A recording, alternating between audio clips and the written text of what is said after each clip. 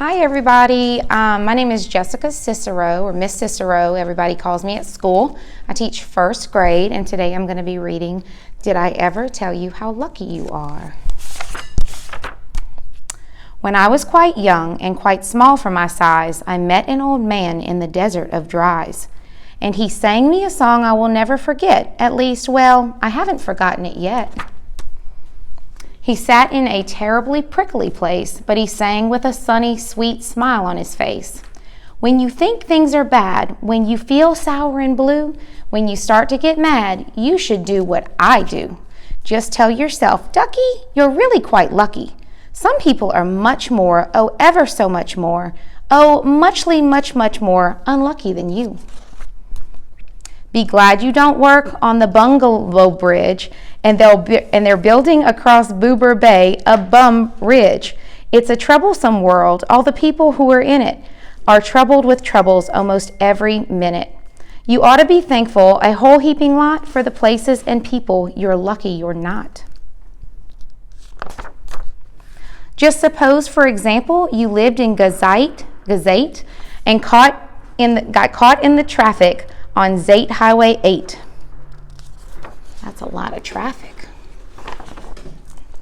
Or suppose, just for instance, you lived in Gazere, there with 3 bedrooms up here and your bathroom up there. Suppose you were poor Herbie Hart, who has taken his thrombodulator apart. He never will get it together, I'm sure.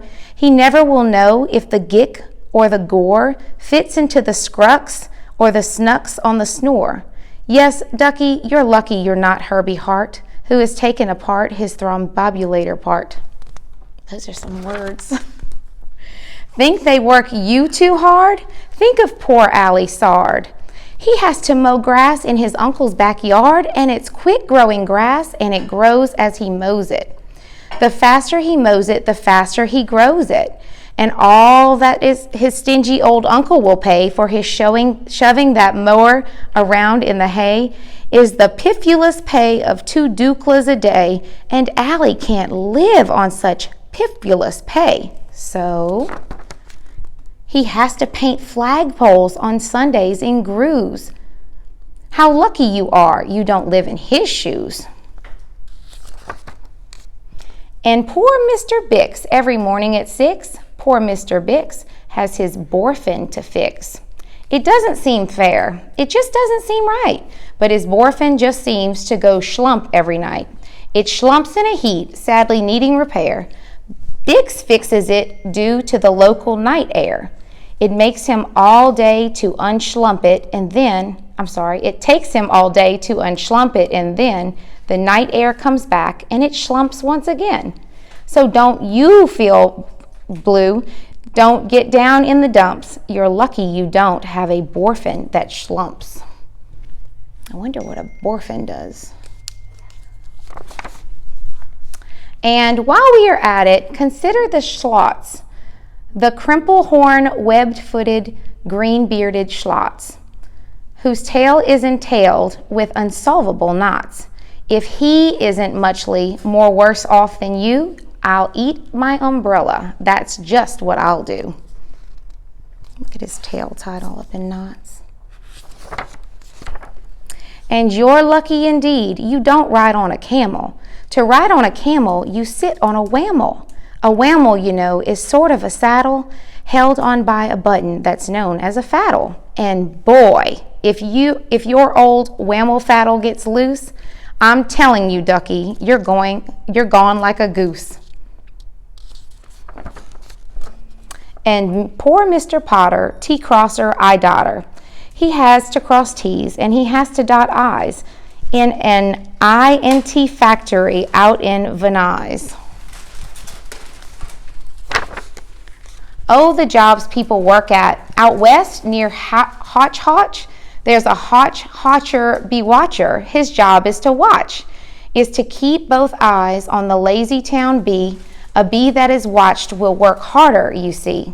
Well, he watched and he watched, but in spite of his watch, that bee didn't work any harder, not much. So then somebody said, our old bee-watching man just isn't bee-watching as hard as he can. He ought to be watched by another watcher. The thing that we need is a bee-watcher. Well, the bee-watcher watched the bee-watcher. He didn't watch well, so another watcher had to come in as a watcher. And today all the hotchers who live in Hotch are watching on watching the watcher who's watching that bee. You're not a Hotch watcher. You're lucky, you see. And how fortunate you're not Professor DeBreeze, who has spent the past 32 years, if you please, trying to teach Irish ducks how to read Javanese. And think of the poor puffing Poogle players who have to parade down the Poogle stairs every morning to wake up the Prince of Booboken. It's awful how often their Poogles are broken. And oh, just suppose you were poor Henry Haddo. Try as he will, he can't make any shadow. He thinks that perhaps something's wrong with his giz, and I think that, by golly, there probably is. Look, he is their shadow. And the poor brothers Bazoo, suppose your hair grew like theirs happened to do. You think you're unlucky? I'm telling you, ducky, some people are muchly, oh, ever so muchly more unlucky than you. And suppose that you lived in that forest in France where the average young person just hasn't a chance to escape from the perilous pants-eating plants. But your pants are safe. You're a fortunate guy, and you ought to be shouting, "How lucky am I?" And speaking of plants, you should be greatly gladish you're not Farmer Franklinberg's 17th radish. And you're so lucky you're not Gucky Gown, who lives by himself 90 miles out of town in the ruins of Ronk. Ronk is rather run down. And you're so lucky you're not a left sock, left behind by mistake in the caverns of Croc.